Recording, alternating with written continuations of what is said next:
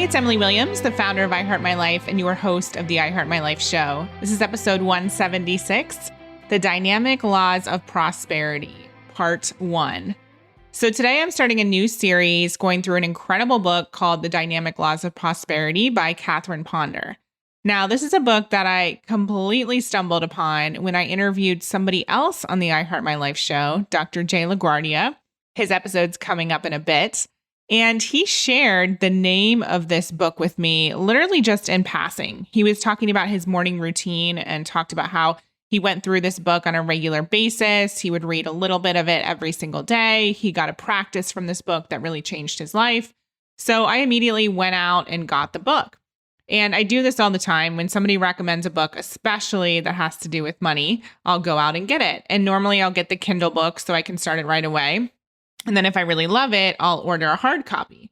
So since discovering this book literally just a few days ago, I have referred it to so many people. I ordered a hard copy for myself as well as for my husband, because I think it's something that everyone needs to dive into. I haven't been able to put it down, and I've implemented so many of the practices already and have seen results.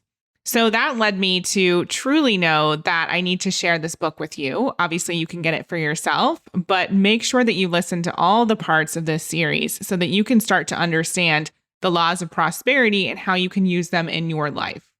For a lot of people, right now, there are many, many challenges. There are things that are coming up that are unprecedented.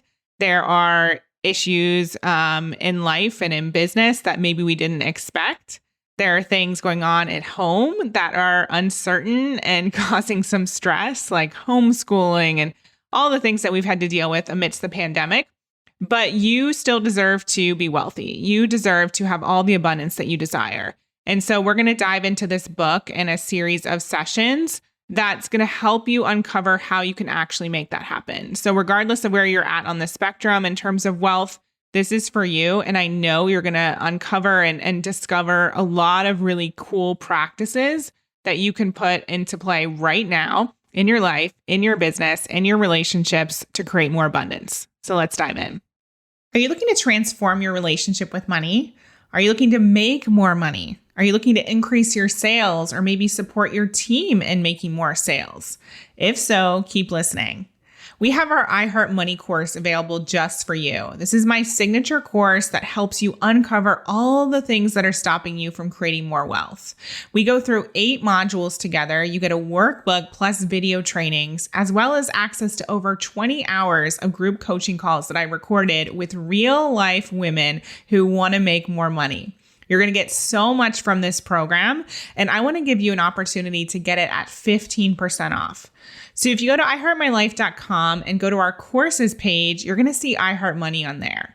If you use the promo code podcast, you're going to save that 15%. We'll also link it in the show notes. I want to make sure that you are able to create as much wealth as you desire, because that's the only way that you're going to be able to impact the world and step fully into your purpose and have all of the opportunities that you desire. You deserve to live a life of abundance. You deserve to be fully satisfied. You deserve to be fulfilled. And that's what I Heart Money is all about. So again, it's perfect for you if you are a new entrepreneur. It's perfect for you if you are a seasoned entrepreneur looking to go to the next level. It's perfect for you if you're in a career and you want to have a raise. It's perfect for you if you want to support your team in going to the next level. Maybe you have a sales team and you want to help them hit their next level money goals.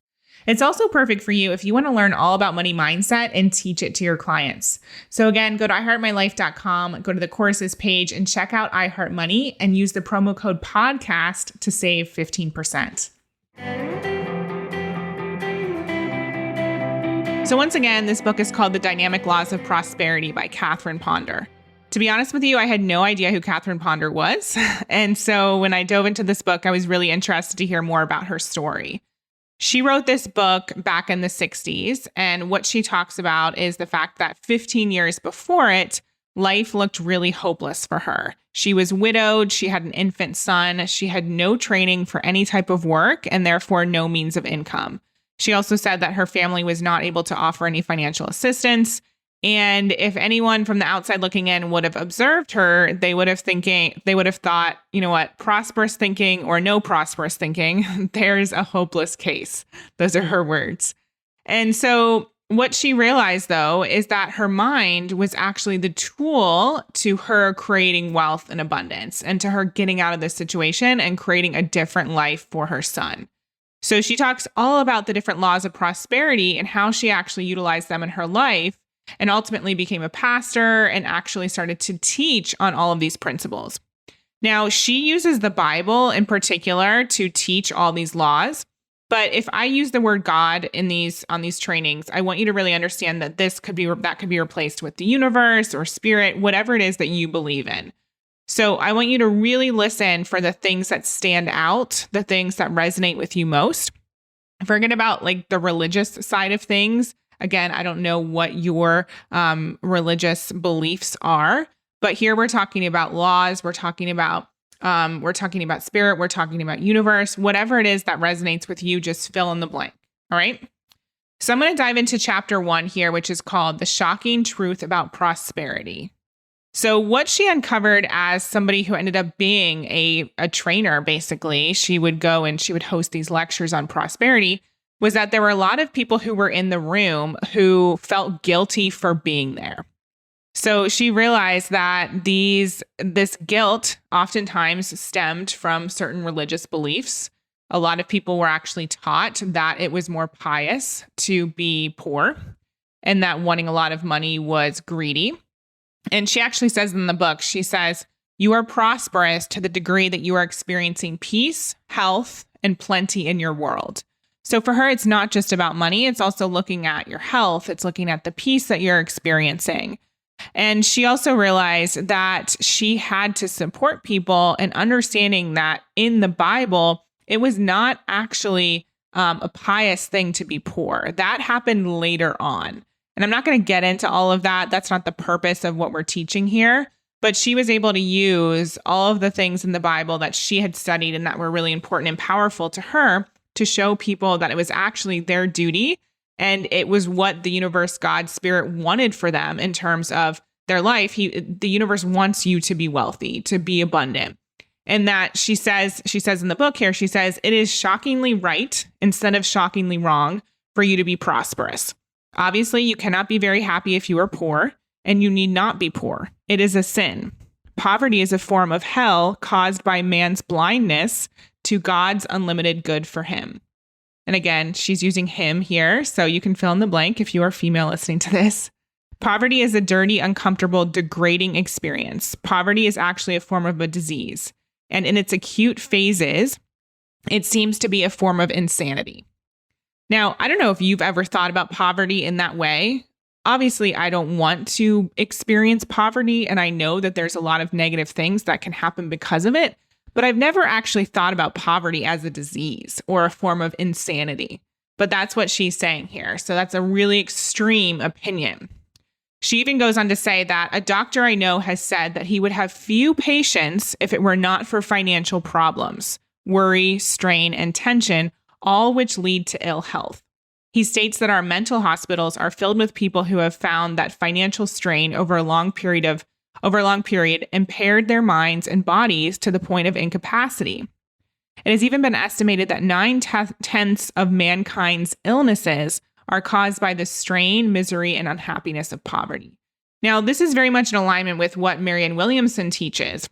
There's a quote that I absolutely love that I share all the time on some of my trainings about how it's actually our duty to be wealthy. And what happens when we're wealthy is that we don't have to worry about money. And so it frees our mind up to focus on how we can impact the world, how we can utilize our talents, how we can make a difference. That's essentially what she's saying here. So not only does poverty cause illness, it causes a lot of worry and stress, which means we aren't our full selves and we aren't actually able to serve or impact the world in the way that we could if we had money. She says, besides, you can't be much good to yourself or to anyone else unless you are prosperous. The person who does not desire to be prosperous is abnormal because without prosperity, you live abnormally. You cannot live fully on the physical plane without proper food, comfortable clothing, warm shelter, and without freedom from excessive toil. Rest and recreation are also needed for your physical life. And then she goes on to say that you need to be prosperous in order to thrive in the physical life, as well as the mental life, as well as the spiritual life. And so again, it just comes back to the fact that when we are prosperous and when we live in abundance, anything is possible and we're able to live life to the fullest. There's another quote that I love by Raymond Hollywell, and he talks about this exact same thing. He talks about how desire is actually just a calling for more life. And I absolutely love that, because how often are we making ourselves wrong for wanting to create more wealth or wanting to have more abundance in our life or wanting to have more clients or a bigger house or whatever it is, or wanting to have more impact. But that's actually just your heart longing for a more fulfilled life. Okay. Then she goes on to talk about the link between thought and supply. She says, God's rich supply is all around you universally, as well as innately within you, as talents and abilities and ideas longing for expression. This is what is so important here. So when you start to recognize, and I know that this was the same for her, because she talks about in the book, when you recognize that the opportunity to transform your finances, your bank account, everything that you want is within you. For some people, that can be a lot of pressure, but for other people, it's like such a relief to know that you already have everything you need within you in order to change your circumstances. And I know that's exactly what she realized. It was such a relief to know that the answer to her prayers essentially was her mind, and she could start to transform her thinking to create a new reality. And she did that through utilizing her talents, her abilities, and her ideas. So I always say that when you feel a desire, when you experience a desire, it's meant for you and possible. You don't even have to question it, because you would not have that desire. It would not have been given to you. You would not have been made aware of it unless you were energetically aligned with it. And I love that so much, because it makes it really simple. If you have a desire for more money, if you have a desire for a house, if you have a desire for a certain opportunity, a certain connection, whatever it may be, you know, okay, great. I've been made aware of this. There are plenty of people out there who do not want this thing. I want it. And so I must be energetically aligned, which also means that I must have the ability to bring it to life or to fulfill that thing. And that's exactly what she's saying here. Your mind is your connecting link with it. So your mind is your connecting link with the thing in your heart, right? That thing that you want, and actually achieving it. Your attitudes, your mental concepts, beliefs, and outlook are your connecting link with God's rich substance and your access to it. God can only do for you what he can do through you by means of your thoughts and ideas, which lead to your reactions. Thus, prosperous thinking opens the way to prosperous results. Okay? So that's the first thing she wants you to understand. We haven't even gotten to the laws of prosperity yet, but we need to understand that our mind is that link. And so we're going to talk about how you use your mind to create your prosperous life, and how you use the desires that you have in your heart for more prosperity to help bring all of your skills, all your talents, all your abilities to life. So let me go into chapter 2, which is the basic law of prosperity. So we're getting into the first law here. She said that scientists describe this law as action and reaction, but some people have termed the law supply and demand. Emerson described it as the law of compensation, whereby like attracts like. He declared that the law of compensation is the law of laws. She says she likes to think of the basic law of prosperity as radiation and attraction. That which you radiate outward in your thoughts, feelings, and mental pictures, as well as words, you will attract into your life and affairs. But you cannot get something for nothing. And I think that's really interesting. We've all heard about the law of attraction. We've heard about what we put out is what we get back. But I love how she says here, you cannot get something for nothing. And when I first read that, I thought to myself, this feels like lack. Of course you can get something for nothing. I believe anything is possible. But what she says here is perhaps you are thinking, what could such a person give when he seems so in lack? So maybe you're thinking to yourself, well, there's nothing for me to give, which is essentially what she's saying. She's saying you need to give or radiate something in order to get something in return. And maybe for you, you don't have any money, or you're in a place of lack at the moment, so you're wondering what you could give. And she says there's always something that someone can give, either tangibly or intangibly, that will put him in touch with God's rich supply. So in this book, she actually gives an example of a widow who was struggling financially and wanted to use this law to create some sort of momentum and wealth in her life. And it was for something really simple, to be able to pay for groceries.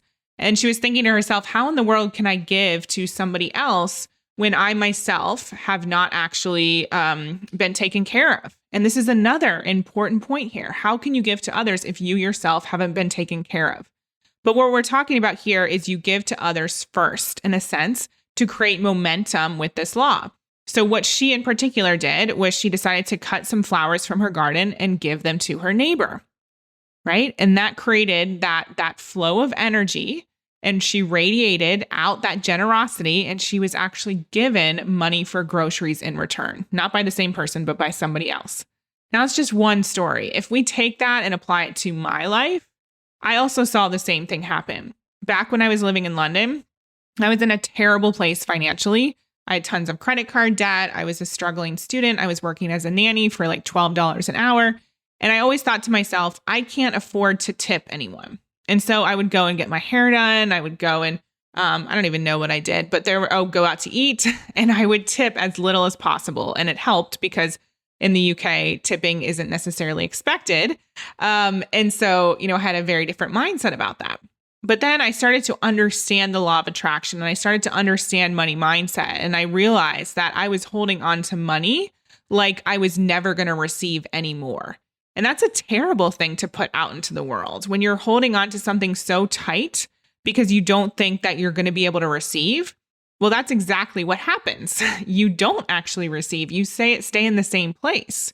So I had to start to shift my thinking and recognize that money flows to me all the time. And so it was safe to let go of it. And again, maybe you don't give money, but you give of your time. I know for one of my colleagues, his name is Bob Heilig, at the beginning of building his business, he was seeing no traction whatsoever. So he finally decided to stop thinking about the money, and instead he started to be really generous with his time. So every single day for 6 months, he got on Facebook Live and did a training. And eventually, 6 months later, he actually hosted this webinar. I think it was a paid webinar, something like $7. He had thousands of people show up on this webinar, and he made over 6 figures on that training. Everything snowballed from there. Now he has a multi-million-dollar business. Okay. So I want you to really understand, what is it that you could give that would put you in a place of generosity and get that energy flowing? That's what we're thinking about. Like right now, your energy might be stuck. She describes it as basically removing the dam from your energy, from the flow of money. And that's one way to do it, by giving. Okay. Then she says, mental preparation comes first when it comes to creating that wealth in your life. What a thrill it is to realize that all things can be accomplished within the mind first, that your mind is your divine power for good.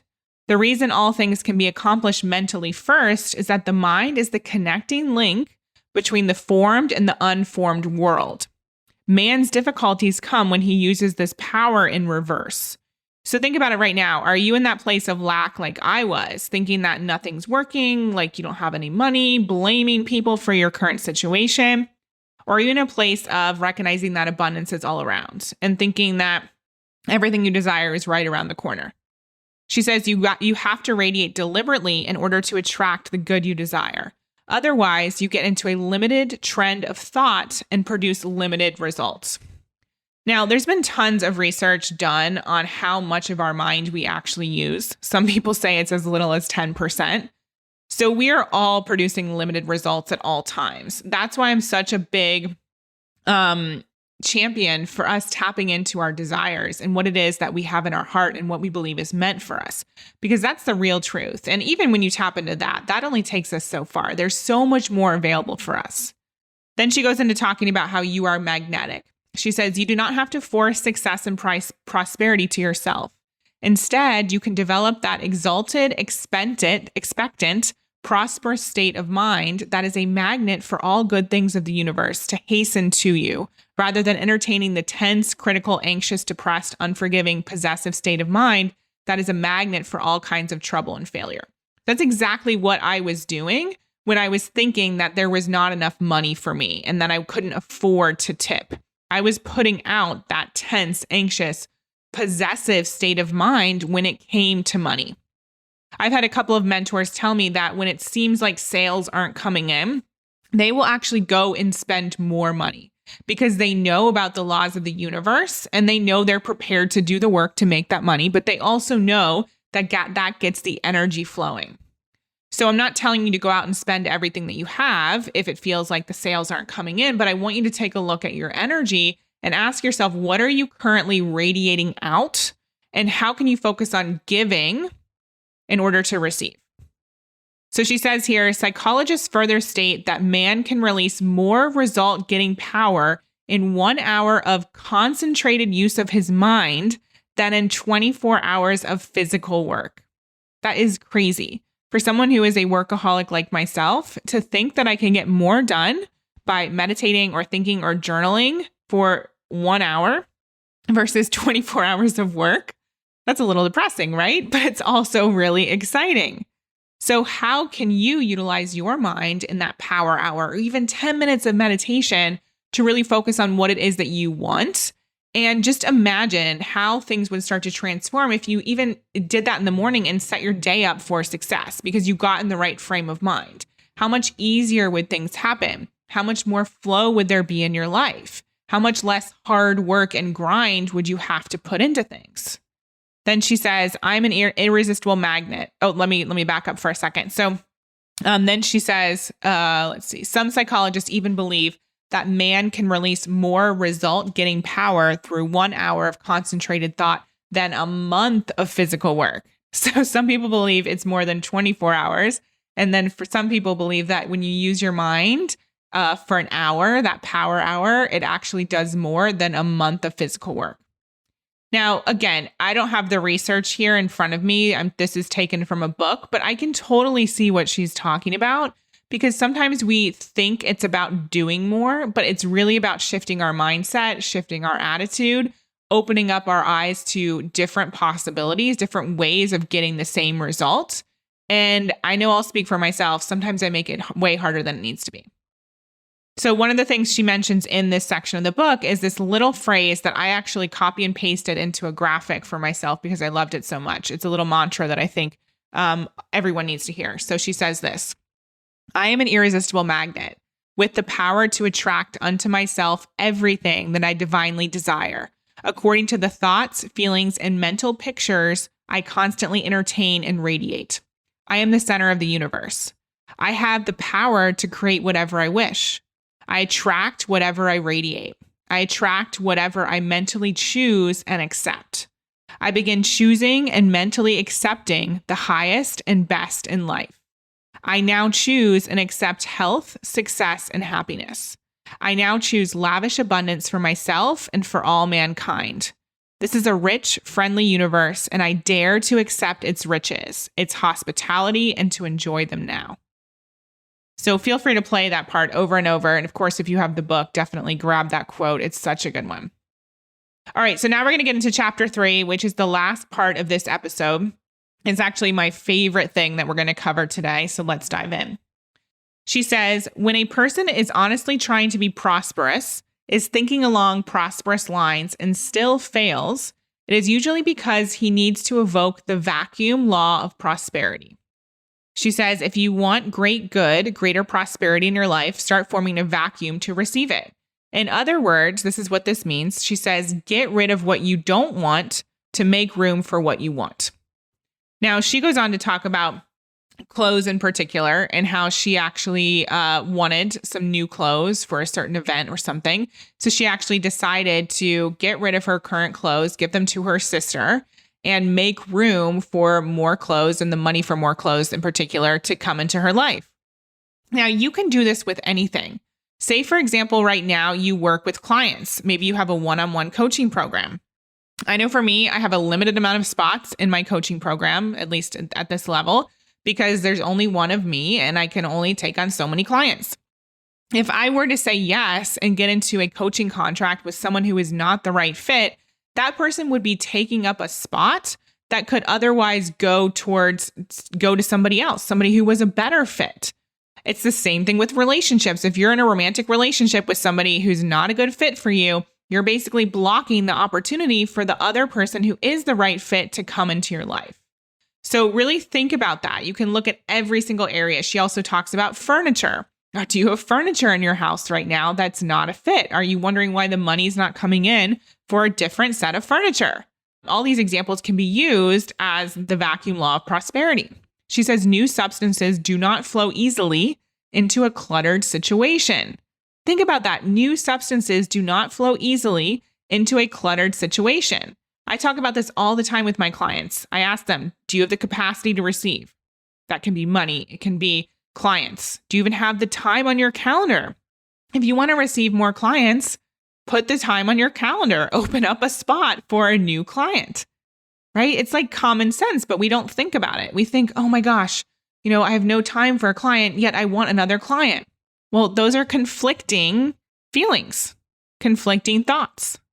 She says, when you begin moving out of your life what you do not want, you automatically are making way for what you do want. It sounds so obvious, but so many of us are forgetting this key point. I absolutely love it.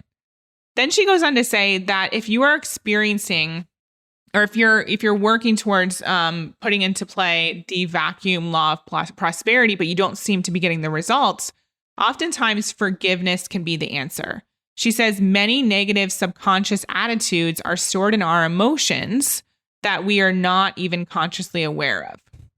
So she says, if you're feeling like things aren't working, really ask yourself, who could you forgive? And I'm kind of jumping around a little bit, but I want to get to the kind of the main points of these chapters, so we're not sitting here for a good hour. So she says, forgiveness is the answer. She says, sit for a half an hour every day and mentally forgive everyone that you are out of harmony with, feel badly towards, or are concerned about. If you have accused anyone of injustice, if you have discussed anyone unkindly, if you have criticized or gossiped about anyone, if you are legally involved with anyone, mentally ask for their forgiveness. Subconsciously, they will respond. In a like manner, if you have accused yourself of a failure or mistake, forgive yourself.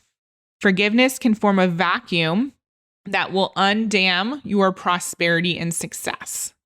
Isn't that so amazing to think about the fact that maybe your prosperity and success is just blocked, but you have the power to unblock it through forgiveness, through transforming your mindset? James and I talk about that. We've talked about that before, actually, and we didn't use the analogy of a dam, but we used the analogy of like a holding pattern. When you're on a flight and the plane isn't allowed to land yet and it's just circling the airport. That used to happen to us all the time at London Heathrow for whatever reason. They're always backed up. We recognize that for some people, money can kind of be in a holding pattern and it's available for you.